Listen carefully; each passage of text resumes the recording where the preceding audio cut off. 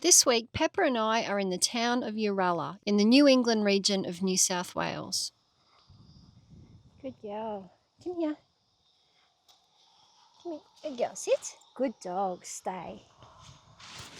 Stay.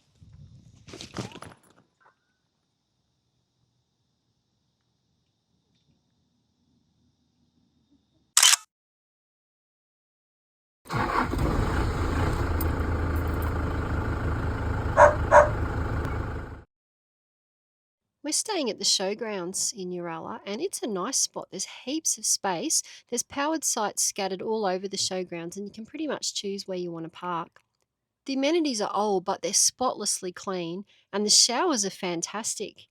So if you press this button inside the door of the shower, you get full pressure hot water out of the shower head, and then you use the tap to control the amount of cold water that you get as well. It's a bit different, but it works really well, and I think this is the best shower I've had since I started this trip. There's no laundry here, but there is a dump point if you need one. So Pepper and I are taking a walk through the town of Uralla this morning. It's an easy 10-15 minute walk from where we're staying at the showgrounds into the main street. I say it's an easy 10-minute walk, but that's probably more accurate if you don't have a dog that insists on stopping every 5 seconds to sniff things. It might take us a bit longer than 10 minutes to get there.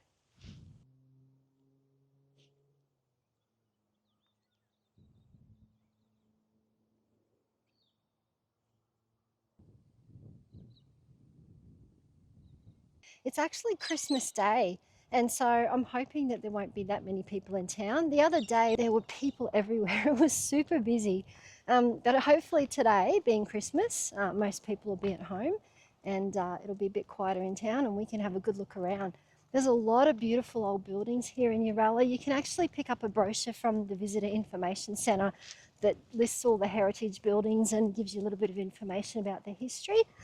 So you can do your own sort of walking tour around town.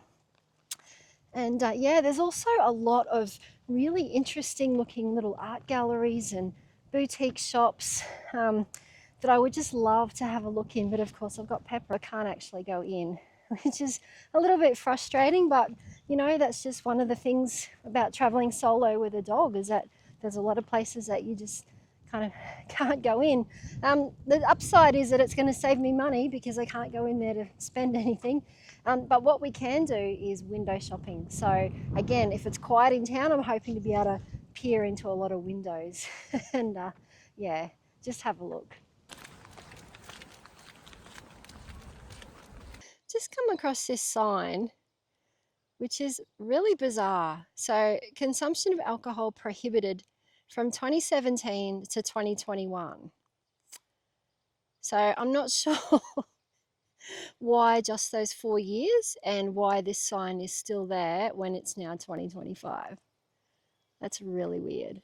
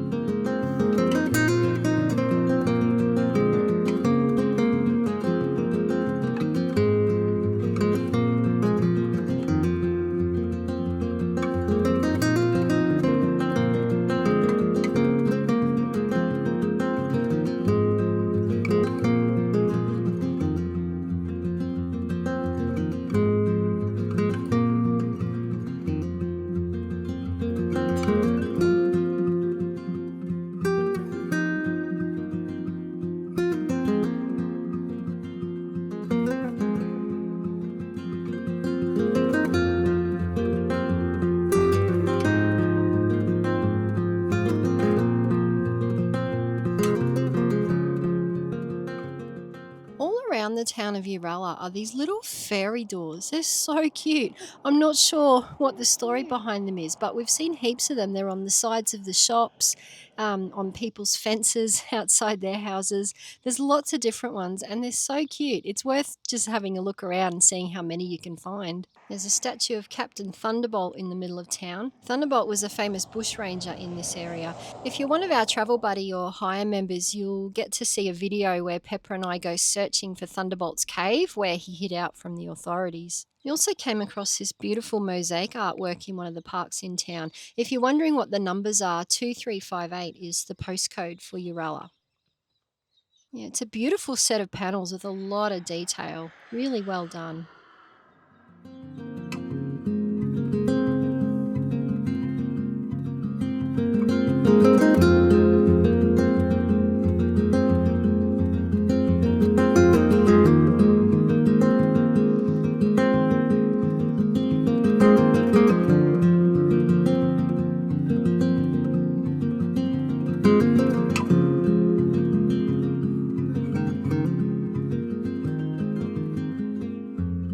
There's another park on the edge of town where you'll find the Constellations of the South art installation.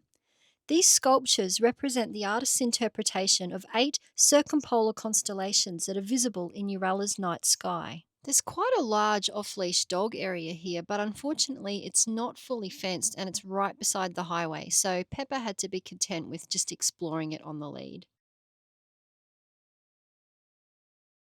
So we're walking into town this morning from the showgrounds, and we're not walking in there to sightsee, we're actually walking in there to go to the vet.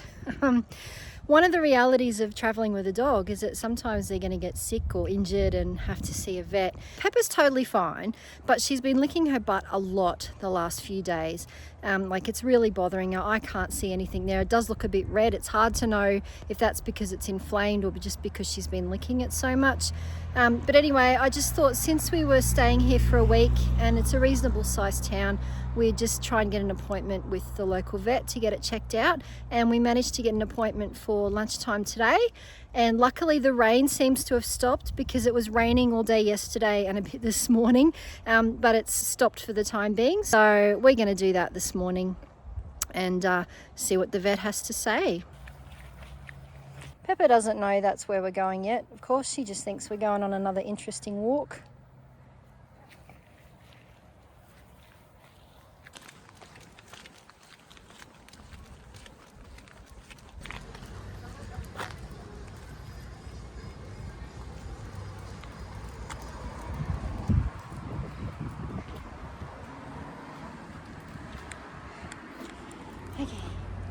Okay, in you go.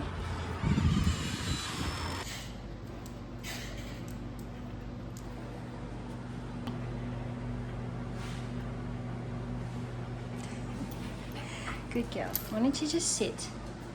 Good dog. Good girl. Just wait, Bobby. Good girl. Well, we're back from the vet and I'm almost $200 poorer. The vet thinks it's her anal glands. They're a bit blocked up and that's what's causing her pain. So she's given me antibiotics, anti-inflammatory painkillers, and I've got to put a warm compress on a couple of times a day. So we're going to try all of that for a few days. Oh, and she's got to have more fibre in her diet. So I'm going to add a little bit of bran to her veggies and other things that I give her already. And we'll try that for a few days and hopefully that settles things down and she starts to feel a bit better. We may end up having to check in with the vet again before we leave at the end of the week, but we'll see how she goes. So we've got antibiotics that we've got to give her twice a day, and she's got to have one of these with food once a day as well. I should add that the vet did try expressing her glands and she managed to get one, but the other one was just too painful and Pepper was getting too upset and the vet didn't want to push it and risk getting bitten.